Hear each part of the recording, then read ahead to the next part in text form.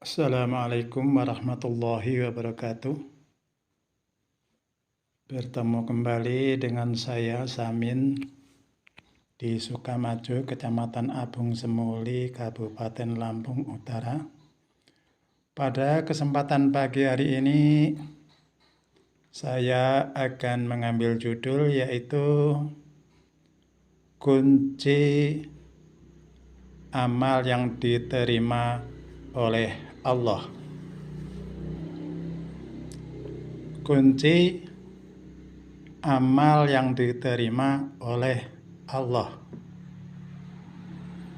Nah, kita berangkat dari lillahi ma fis samawati wa ma fil ard. Kepunyaan Allah lah apa yang di langit dan apa yang di bumi. Nah, jadi apa-apa yang di langit, apa-apa yang di bumi, itu adalah semuanya milik Allah Subhanahu wa ta'ala. Dan wallahu ala kulli syai'in qadir. Dan Allah berkuasa atas tiap-tiap sesuatu, segala sesuatu.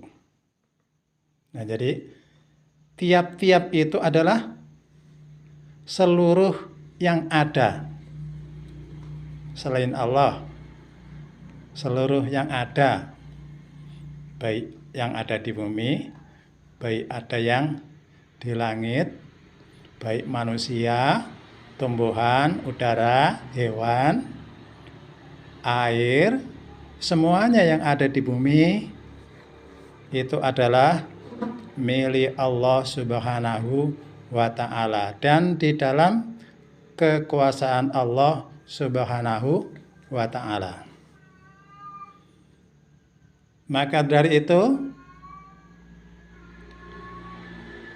kepunyaan Allah dan Allah yang berkuasa. Nah, kita sekarang berangkat dengan rasa kita, masuk ke dalam diri kita, masuk di dalam kerajaan hati kita. Masuk dalam kerajaan hati kita. Nah, kalau kerajaan hati kita itu selama ini kan kita yang merasa memiliki. Selama ini kita merasa memiliki kerajaan hati ini. Kita yang merasa melakukan segala sesuatunya. Kita naik motor, kita bekerja, kita dagang, kita tidur, kita sholat. Nah, selama ini kan kita yang menguasai atau yang merajai hati kita. Maka dari itu, mulai detik ini, waktu ini, marilah kerajaan hati ini kita kembalikan kepada pemiliknya. Karena kan tadi dikatakan apa yang di langit dan bumi itu adalah milik Allah. Nah, mulai detik ini kerajaan hati ini kita serahkan kepada yang punya. Yang punya siapa? Yang punya adalah Allah Subhanahu wa ta'ala. Tadi di depan dikatakan apa-apa yang di langit dan di bumi adalah milik Allah Subhanahu wa ta'ala. Nah, kalau kita sudah menyerahkan kerajaan hati kepada yang punyanya, selanjutnya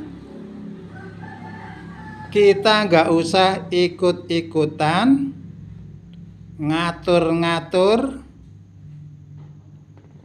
kerajaan yang ada di dalam hati kita. Kita hanya cukup diam menyaksikan Allah masuk ke dalam hati kita. Kalau sudah kosong, kita sudah kosong, sudah tidak berkuasa, sudah kita letakkan kerajaan kita akan tinggal duduk diam. Nggak usah capek-capek ngurusin dunia, nggak usah capek-capek ngurusin rezeki, nggak usah capek-capek mikirin apa-apa yang meresahkan kita, nggak usah menghayal yang bukan-bukan. Kita hanya duduk diam menikmati kehidupan ini. Jadi kita tidak merasa capek, tidak merasa gelisah, adanya hanya duduk tenang menyaksikan Allah yang menguasai kerajaan hati ini. Nah, syarat Allah bisa masuk ke dalam kerajaan hati ini, kita harus menyerahkan, meninggalkan kerajaan itu sepenuhnya. Jangan kita kembali untuk menguasai lagi. Kalau kita kembali menguasai lagi, jadi yang berkuasa kita lagi, bukan Allah. Maka dari itu, mulai detik ini serahkanlah kepada yang punyanya sampai akhir hayat kita. Bukan hanya sedetik, 2 detik, sehari, 2 hari.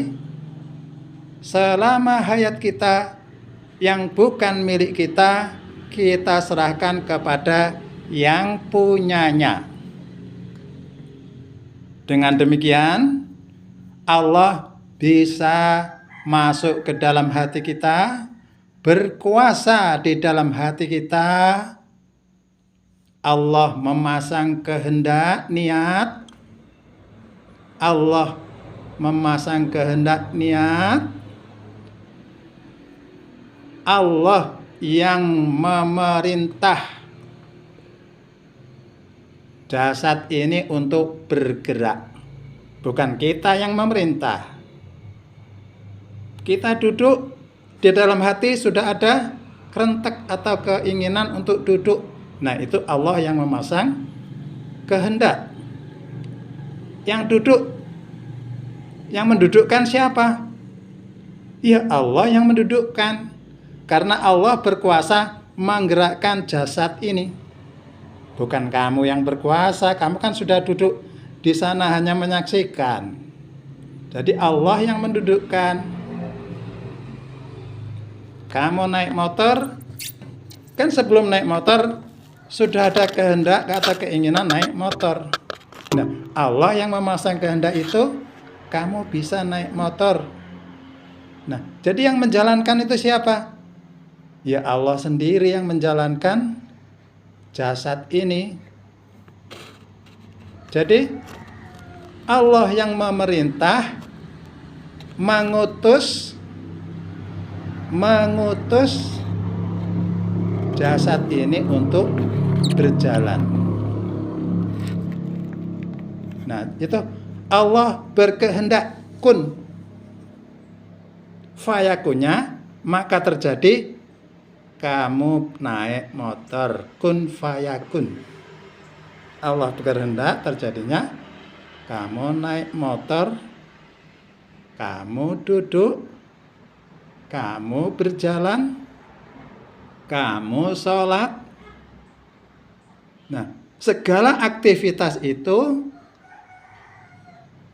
tadinya ada kehendak. Kalau enggak ada kehendak, enggak bisa ngapa-ngapain. Mau ngapain enggak ada kehendak. Nah, maka dari itu, kalau Allah sudah berkuasa di hatimu, jadi semuanya itu yang memerintahkan adalah Allah Subhanahu wa ta'ala yang mengutus jasad ini untuk bergerak ke sana kemari. Nah, jadi badan ini menjadi utusan Allah. Badan ini menjadi utusan Allah. Apa itu utusan? Yang disuruh Allah untuk bergerak. Yang disuruh Allah untuk bergerak. Nah,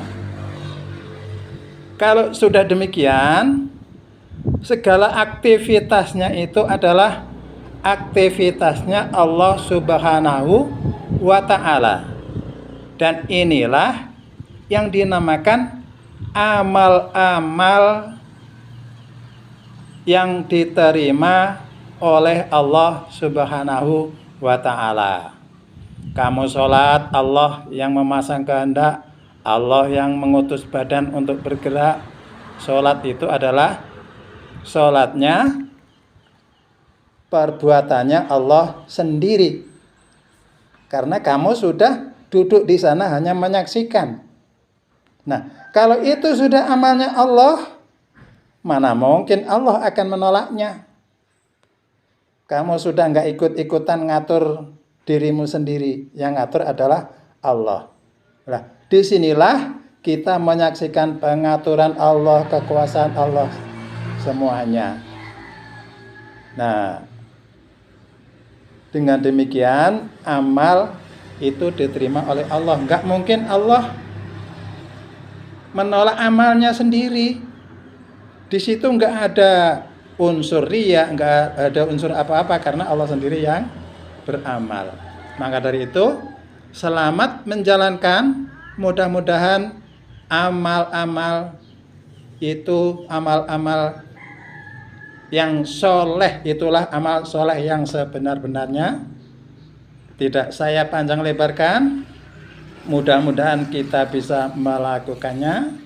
Wassalamualaikum warahmatullahi wabarakatuh.